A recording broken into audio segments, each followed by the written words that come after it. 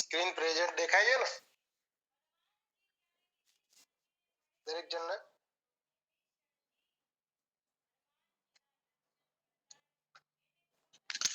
તો આપણે અત્યારે આજે ભણવાનું છે ડિસીઝ ઓફ કેસ્ટર.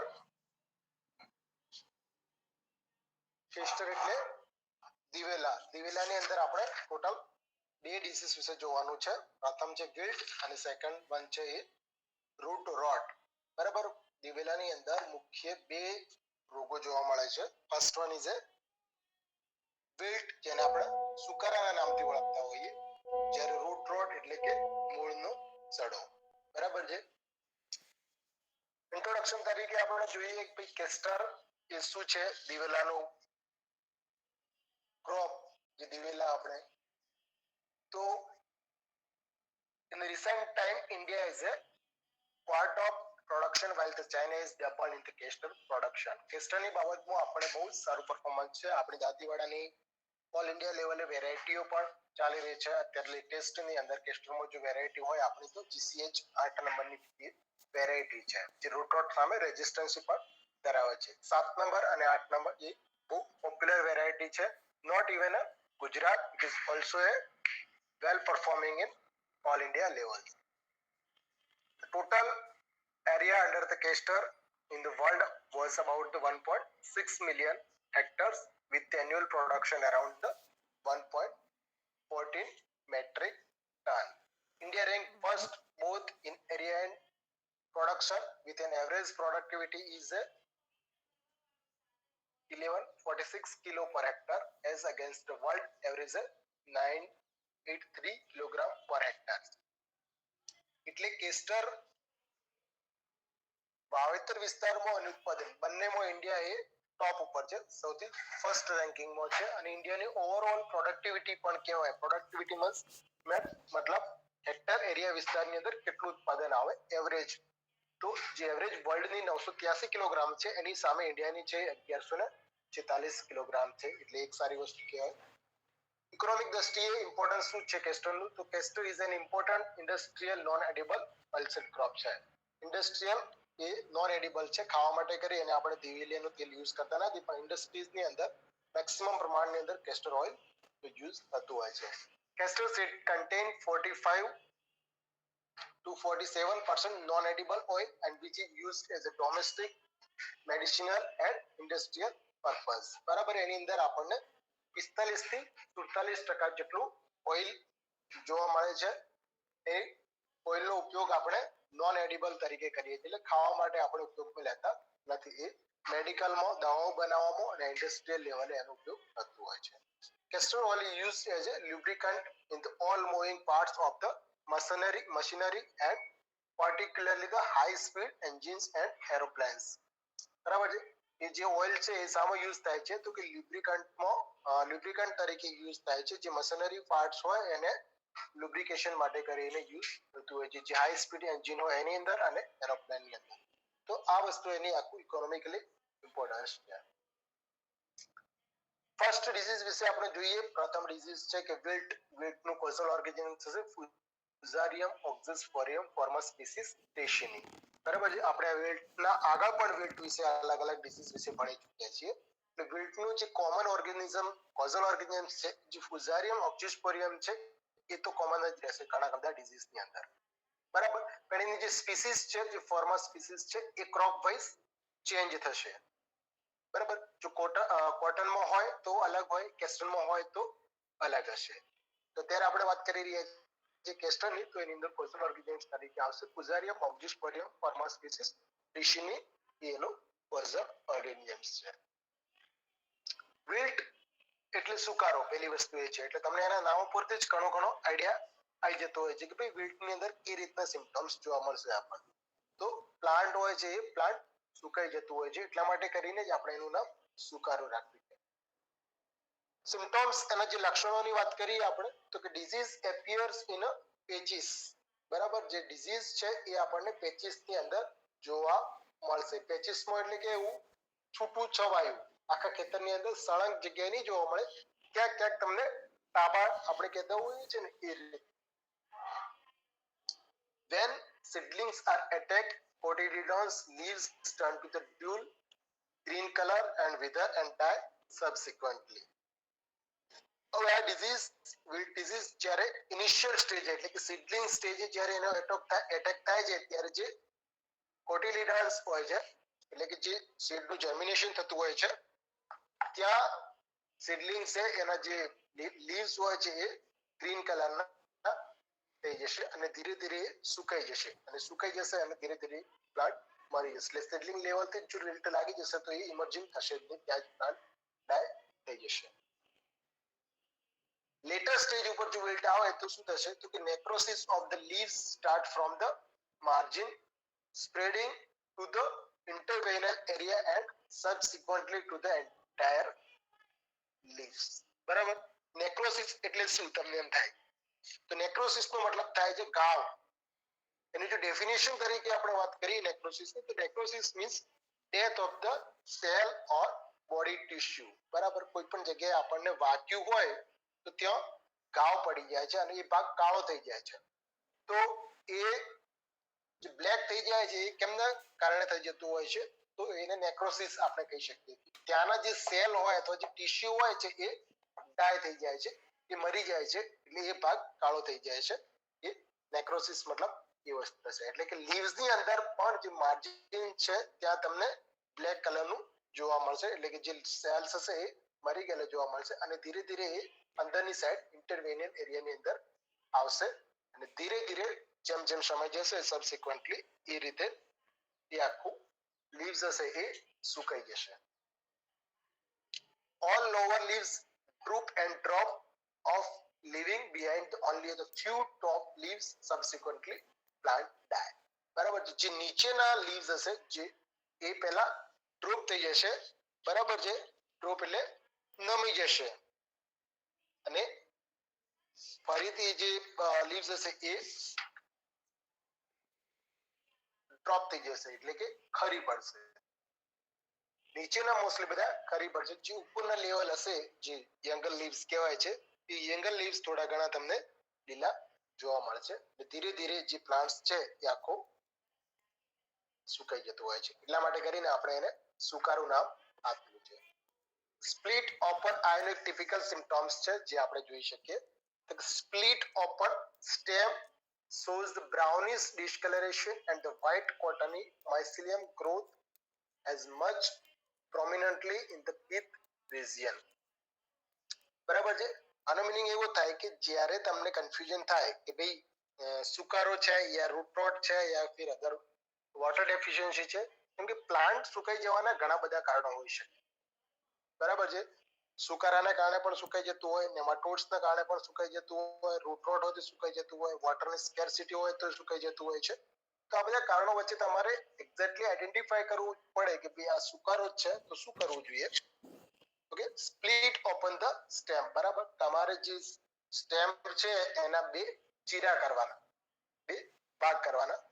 એની અંદર તમે જે પિથ રિજિયન હોય છે જે આપણો ગર્ભનો ભાગ કહીએ છીએ એની અંદર ડિસ્કલરેશન બ્રાઉનિશ જોવા મળશે એટલે કે જે ગર્થ હશે એ આખી કોટનની માઇસિલિયમ જોવા મળશે ને એ ભાગ હશે એ બ્લેક કલરનો થઈ ગયેલો હશે એટલે બ્રાઉન કલરનો થઈ જશે. પછી ધીરે ધીરે એ બ્લેક કલરનો થઈ જશે એટલે કે નોર્મલ જે કલર હોય એનાથી અલગ જોવા મળશે.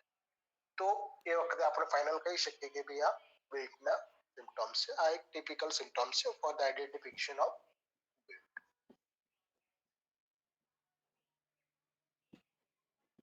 હવે એના પેથોજન્સ ની આપણે વાત કરીએ. બરાબર છે. કે જે પેથોજન્સ મતલબ રોગકારક એટલે કે રોગ શાના કારણે થયો છે. તો કે આ વસ્તુ જે ડિસીઝ છે એ ફંગલ ડિસીઝ છે. આપણને શરૂઆતમાં જ એના કોઝલ ઓર્ગેનિઝમથી ખ્યાલ આવી જતો હોય છે કે ભાઈ તો fungus produce the macroconidia, microconidia and chlamydospores. Fungus છે એ મેક્રો એન્ડ માઇક્રોકનેડિયા અને ક્લેમાઇડોસ્પોર્સ પ્રોડ્યુસ કરશે. હવે તમને એમ થાય કે આ મેક્રો માઇક્રોકનેડિયા એન્ડ ક્લેમાઇડોસ્પોર્સ શું છે તો કે this is the one type of the life cycle. એનું ફ્રુટિક સ્ટ્રક્ચર હોય જ્યારે ફંગલ અલગ અલગ સ્ટ્રક્ચરની અંદર કન્વર્ટ થતી હોય છે. એને આપણે નામ આપવામાં આવતા હોય છે કે આને ક્લેમાઇડોસ્પોર્સ કહેવાય, આને માઇક્રોકનેડિયા કહેવાય, અને મેક્રોકનેડિયા કહેવાય. એ રીતના હોય.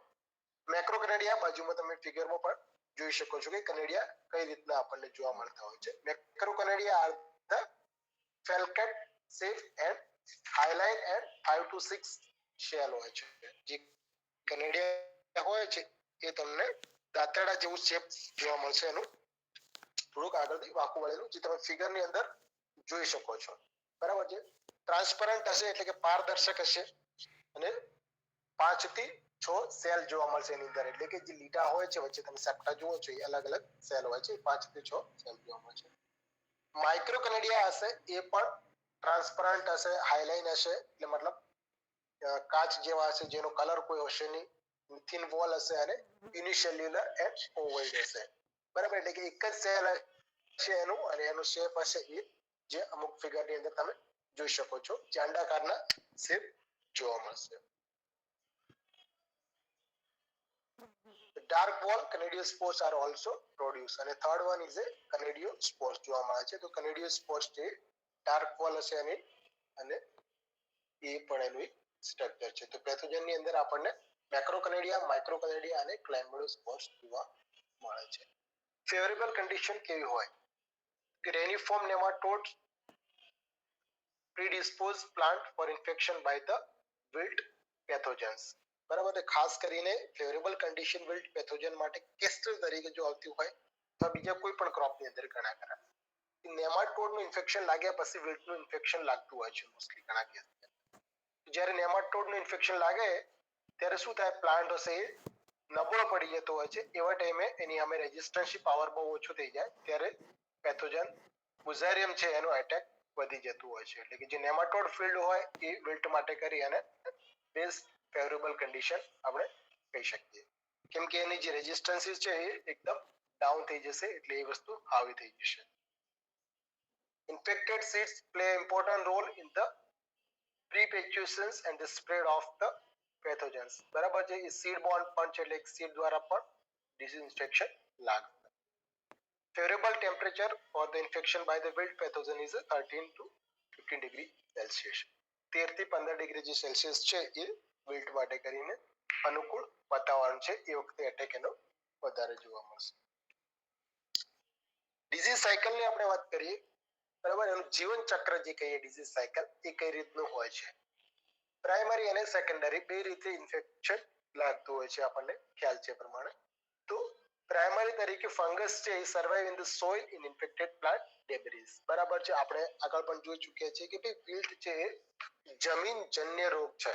બરાબર, આપણે એવું કહેતા હોઈએ કે ઘણા જમીનજન્ય રોગ હોય છે, ઘણા બીજજન્ય રોગ હોય છે જે સીડ દ્વારા ઇન્ફેક્શન જતા હોય અને ઘણા હવા દ્વારા ફેલાતા હોય, એટલે કે એરબોર્ન કહેવાય. તો આ વિલ્ટ છે જે રૂટરોટ છે એ સોઇલ બોર્ન છે, એટલે કે એની જે ફંગસ છે એ સોઇલ ની અંદર રહેતી હોય છે.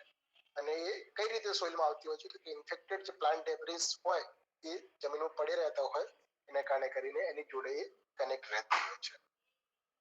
સીડ બોર્ન પણ કહી શકાય આપણે, એટલે કે સીડ દ્વારા પણ પ્રાઇમરી ઇન્ફેક્શન લગાડતું હોય છે. જે એના ક્લાઇમેડોસ્પોર્સ હોય છે એ જમીનમાં હોય છે અને જો સીડ ઉપર પણ એના કનેડિયા હોય તો ઇન્ફેક્શન થતું હોય છે.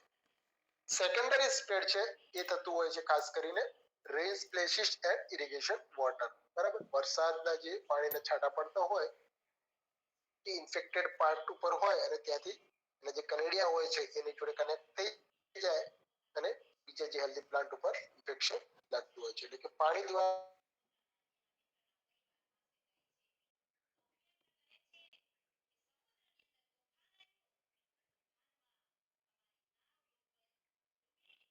અને ખાસ કરીને વરસાદના સ્પ્લેશિસ દ્વારા થતું હોય છે. આ વસ્તુ કોમન છે જે દરેક કોઈ પણ તમારે બિલ્ટ આવે તેની અંદર આ વસ્તુ તમે લખી શકો છો. મેનેજમેન્ટ, બરાબર, બિલ્ટનો ખાસ કરીને જે કહેવાય છે એ વધારે આપણે ભોગવવું પડે છે. બીજી વસ્તુ એ પણ એક ગેરફાયદો છે કે પ્લાન્ટ એકવાર મરી ગયા પછી તમે ગમે તેટલું છંટકાવ કરો તો પણ ડિઝીઝને કંટ્રોલ આપણે કરી શકતા નથી. તો આવા કેસની અંદર આપણે શું કરવું જોઈએ તો ડિઝીઝ આવે નહીં એના માટે કરીને પ્રિકોશનરી તરીકે પગલા લેવા જોઈએ. બરાબર, તો ફર્સ્ટ આપણે જોયું કે ભાઈ ડિઝીઝ સીડ દ્વારા પણ ફેલાય છે. આગળ જોયું આપણે ડિઝીઝ સાયકલમાં. તો શું કરવું જોઈએ, select the disease free seeds for planting. બરાબર, પ્લાન્ટિંગ કરવા માટે કરી અને આપણે સીડ ડિઝીઝ ફ્રી હોવું જોઈએ. Drug out and burn disease affected plants and the crop debris regularly. બરાબર, સેકન્ડરી વસ્તુ એ છે કે ઇન્ફેક્ટેડ પ્લાન્ટ્સ હોય એનાથી હેલ્ધી પ્લાન્ટ પર ડિઝીઝ ટ્રાન્સમિટ થતું હોય છે, ડિસેમિનેશન થતું હોય છે, ફેલાતું હોય છે. તો શરૂઆતમાં જ આપણને ક્યાંક છૂટાછવાયા જો કોઈ પ્લાન્ટ જોવા મળે તો એ કાઢી નાખવા જોઈએ આપણે અને એને સળગાઈ દેવા જોઈએ, તો ડિઝીઝને આગળ વધતો આપણે રોકી શકીએ. થર્ડ થિંગ છે follow the crop rotation for the 2 to 3 years with non-host plant like fall millet, finger millet or other cereals. બરાબર છે. સોઇલ બોર્ન ડિઝીઝ છે એટલા માટે કરીને એના જે ક્લાઇમેટિક સ્પોર છે, જે ફંગલના સ્પોર છે, એ જમીનની અંદર 2 થી 3 વર્ષ સુધી પડી રહેતા હોય છે. એટલે નેક્સ્ટ યરમાં જો આપણે એકલો એક ક્રોપ લઈએ તો ફરીથી ફંગસ ઇન્ફેક્શન થાય. તો એનાથી બચવા માટે શું કરવું જોઈએ?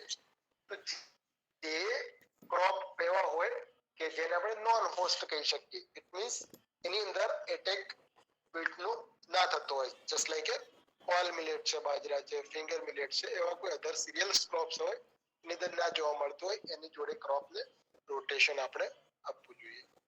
ફોલો ઇન્ટરક્રોપિંગ વિથ રેડ ગ્રામ. બરાબર છે. રેડ ગ્રામ જોડે આપણે પ્લાન્ટનું ઇન્ટરક્રોપિંગ કરવું જોઈએ, જોડે વાવેતર કરવું જોઈએ. Then after seed treatment with trichoderma viridi 4 grams per kilogram or thyram or carbendazim 2 gram per kilogram of seed. બરાબર. ઇમ્પોર્ટન્સ ફેક્ટર કહી શકીએ આપણે કે પ્લાન્ટને સીડ ટ્રીટમેન્ટ આપવાની છે. ટ્રાઇકોડર્મા વિરિડીની અથવા કાર્બેન્ડેઝિમની. વિલ્ટ માટે કરી એને જો બેસ્ટ કોઈ કહેવાતું હોય છે તો એ છે trichoderma viride. Trichoderma viride is a bio pesticide છે. બરાબર. એ બાયો પ્રોડક્ટ છે. એનું મલ્ટિપ્લિકેશન એની રીતે જાતે થતું હોય છે. તો આપણે બધાને ભલામણ કરતા જ હોઈએ છીએ કે ભાઈ ટ્રાઇકોડર્મા યુઝ કરવાનું ચાલુ કરો તમારા ખેતરની અંદર. ટ્રાઇકોડર્મા એ વસ્તુ છે કે not only the control the wilt disease. બરાબર. એ એકલા વિલ્ટ ડિઝીઝને કંટ્રોલ નથી કરતું. It is also a control several soil borne diseases. ઘણા બધા માઇક્રોફોમિના છે, રાઇસોપ્ટોનિયા છે, એવા બધા બીજા પણ ઘણા ડિઝીઝને એ કંટ્રોલ કરતી હોય છે. એટલે આપણે એને નાખવાની ભલામણ કરતા હોય છે. હવે ટ્રાઇકોડર્મા આપવા માટેની પણ એક મેથડ છે, જે બેસ્ટ મેથડ છે કે જ્યારે આપણે યુટિલાઇઝેશન કરી શકીએ વધારે પ્રમાણમાં. તો એ શું કઈ રીતે આપવું જોઈએ એ છે multiplication of 2 kilogram trichoderma viridi formulation by the mixing the 50 kilogram FIM. બરાબર છે. Sprinkle water and cover the polythene sheet for the 15 days, then apply the between the row of the crop. 2 kilo જે trichoderma છે એને તમારે multiply કરવાનું છે. આપણે તમને વાત કરી કે ભાઈ બાયો પ્રોડક્ટ છે, તો બાયો હોય એ શું હોય? એ જીવંત વસ્તુ કહેવાય બાયો. એને તમે ફૂડ આપો એટલે મલ્ટીપ્લાય થાય. એટલે એક હોય સ્પોર એમાંથી 18 સ્પોર બનતા હોય છે. 50 કિલો FIM લેવાનું, એની પર તમારે 2 કિલોગ્રામ ટ્રાઇકોડર્મા વિરિડી નાખવાનું, 2 કિલોગ્રામ, અને પછી તમારે ફુવારા ચાલુ કરી દેવાના, એટલે કે વોટર એને આપતા રહેવાનું. 15 દિવસ સુધી તમે આ રીતે કરો તો એનું મલ્ટીપ્લિકેશન રેટ થઈ જશે, વધી જશે. એને તમે જે 2 રો હોય 15 દિવસ પછી એ ક્રોપની 2 રો ની વચ્ચે આપો તો બેસ્ટ યુઝ આપણે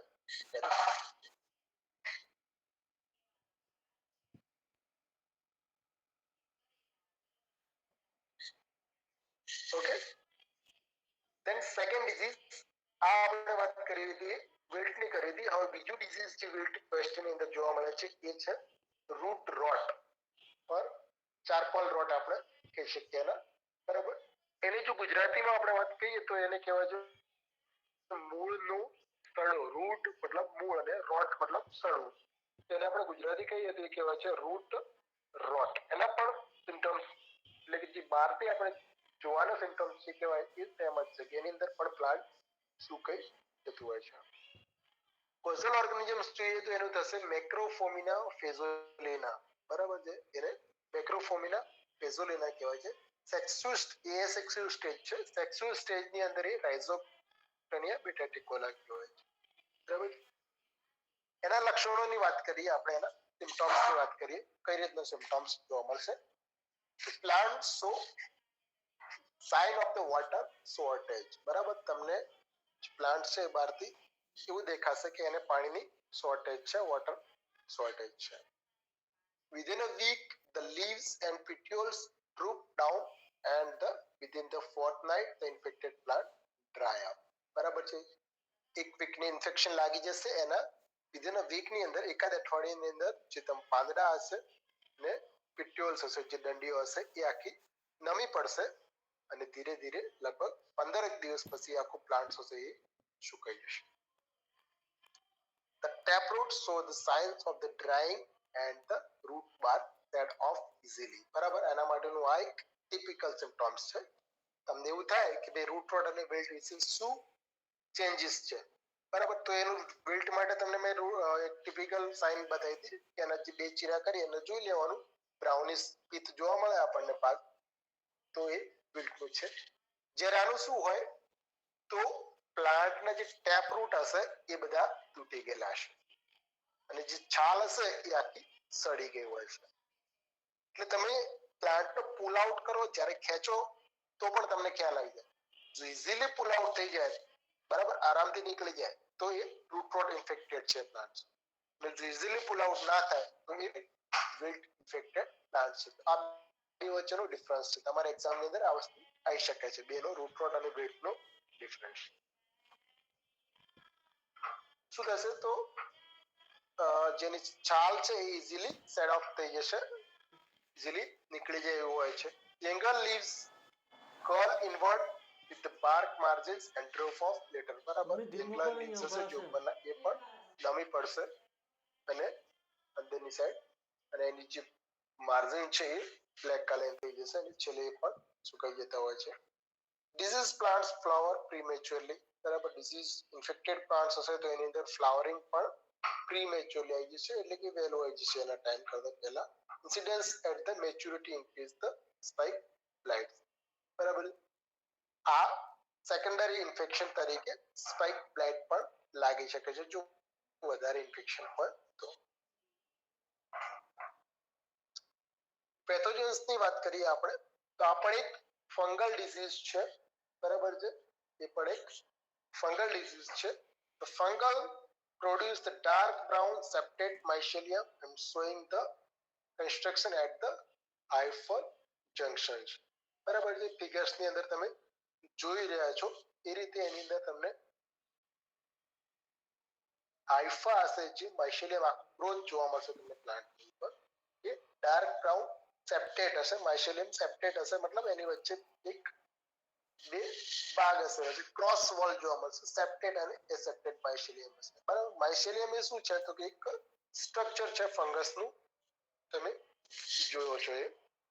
Sclerotia are the minute dark brown and 110 to 130 micrometer in diameters. બરાબર, બાજુની જે નીચેની ફિગર્સમાં તમે જે બ્લેક કલરની વસ્તુ જોઈ રહ્યા છો એ સ્ક્લેરોસિયા છે. સ્ક્લેરોસિયા શું છે તમને એવું થશે તો સ્ક્લેરોસિયા ઇઝ અ ફંગસનું એક હાર્ડ સ્ટ્રક્ચર છે. બરાબર છે, ફંગસનું એક સ્ટ્રક્ચર છે જે મસ્ટર્ડના દાણા જેવું તમને હાર્ડ જોવા મળશે. Pycnidia are dark brown with prominent postals and Canidia are the highly elliptical and single cells. બરાબર, જે બાજુમાં તમે ફિગરમાં જોઈ રહ્યા છો કનેડિયા છે એ તમને ટ્રાન્સપરન્ટ હશે, કાચ જેવો જોવા મળશે, લંબગોળ હશે અને એક સેલ વાળા હશે, સિંગલ સેલ હશે. Favorable condition ની અંદર disease is favorable by the soil temperature 35 degrees Celsius and the moisture stress condition producing the crop maturity and the application of the more nitrogen fertilizers. બરાબર છે, તો જમીનનું તાપમાન 35 ડિગ્રી હોય તો ડિઝીઝ આવવાની શક્યતાઓ વધી જતી હોય છે. મોઇસ્ચર સ્ટ્રેસ કન્ડિશન, બરાબર, એટલે કે પાણી તમે ઓછું આપો તો પણ રૂટ રોટ આવવાની શક્યતાઓ વધી જાય છે અને નાઇટ્રોજન ફર્ટિલાઇઝર વધારે આપવાથી પણ ડિસીઝ આવવાની શક્યતાઓ વધી જતી હોય છે.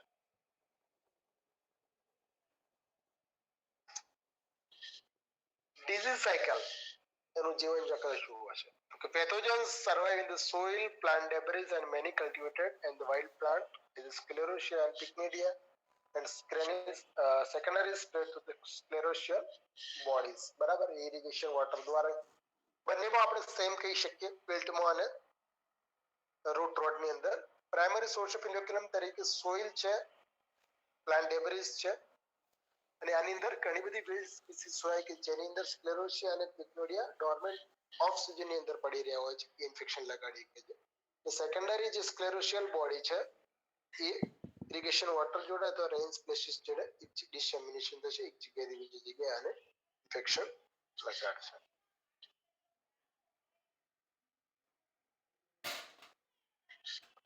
And the last one is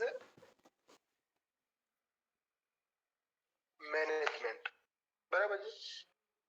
management ની વાત કરીએ તો બંનેની અંદર સેમ જ કહી શકીએ મેનેજમેન્ટ માટે કરીને તમારે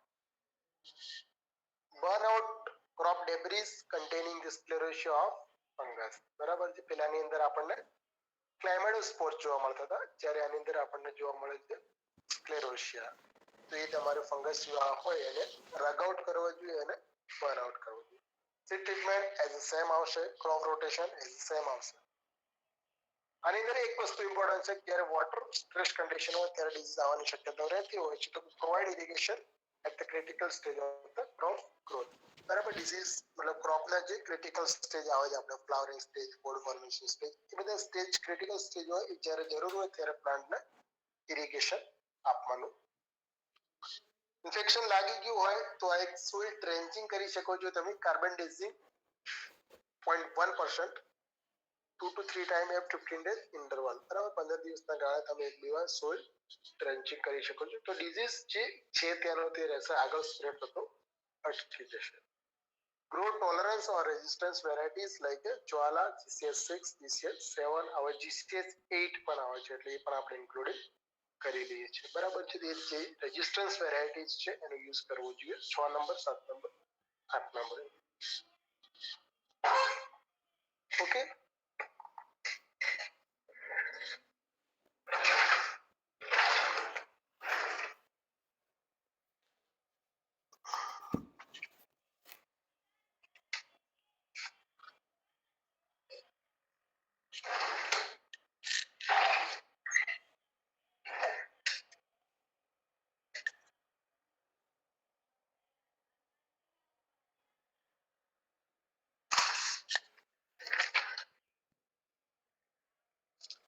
તો કેસ્ટર ની અંદર આપણે ટોટલ 2 ડિઝીઝો હતા, વિલ્ટ અને રૂટ રોટ. 10 ક્રોપ આપણા પતી ગયેલા છે. નેક્સ્ટ એક બે દિવસ તો ટોબાકો લઈ લઈશું 11મો ક્રોપ તરીકે.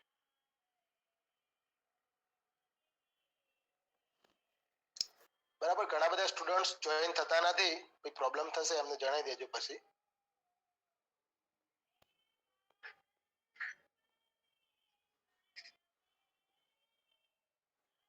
ચલો હાજરી લઈ લઉં છું, કેટલા જણા હાજર છે એને.